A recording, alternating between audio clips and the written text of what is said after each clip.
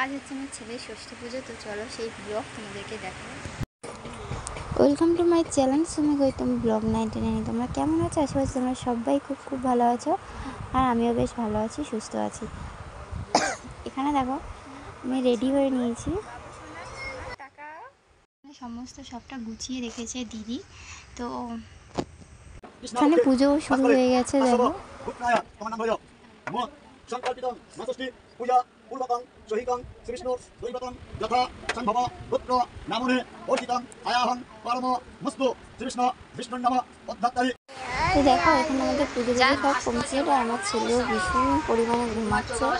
ওকে এখন যখন শোয়ানো হয়েছিল তখন সে ঘুমাচ্ছিল। এখানে দেখো আমাদের টিফিনে ছিল লুচি আর ঘুগনি, সেটাই বামুন ঠাকুরকেও দেওয়া হয়েছিল।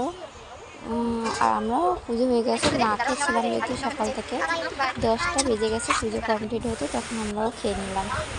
আর এখানে দেখো যেহেতু মিষ্টি প্যাকিং হবে তার জন্য আলাদা করে খাম নিয়ে আসা হয়েছে। এই খামের মধ্যে তো সেই খামগুলো এখন ও বানিয়ে দিচ্ছে, ও সকাল থেকে বেরোর কথা আছে। আমাদের পুজো টুজো কমপ্লিট হয়ে গেছে। এখানে দেখো মানে মুড়ি খই আর ছিল 4টে করে রসগোল্লা, তো এগুলোই প্যাকিং করা হয়েছে। এগুলো সমস্তটাই কিন্তু আমার বাবার তরফ থেকে দেওয়া হচ্ছে সবাইকে, এবং আমার শ্বশুরবাড়ির ফ্যামিলি আর বাপের বাড়ির সব ফ্যামিলিদেরকে, ফ্যামিলি বলতে পাড়ার সবাইকে দেওয়া হয়েছে। আমার মা আর বাবা বেরোচ্ছে নাতি মিষ্টি বিতরণ করতে। এই যে মিষ্টি প্যাকেট, যাও দুর্গা দুর্গা মিষ্টি বিতরণ করতে চলে গেল। তো নাতি হয়েছে বলে কথা, ওই যে বাবা গেল, এটা পাগল। টাটা টাটা,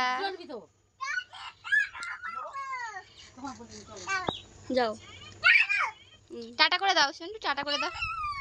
তো এখানে ওর দিদা দাদুও চলে গেল মিষ্টি বিতরণ করতে, ও সবাইকে টাটা করে দিল।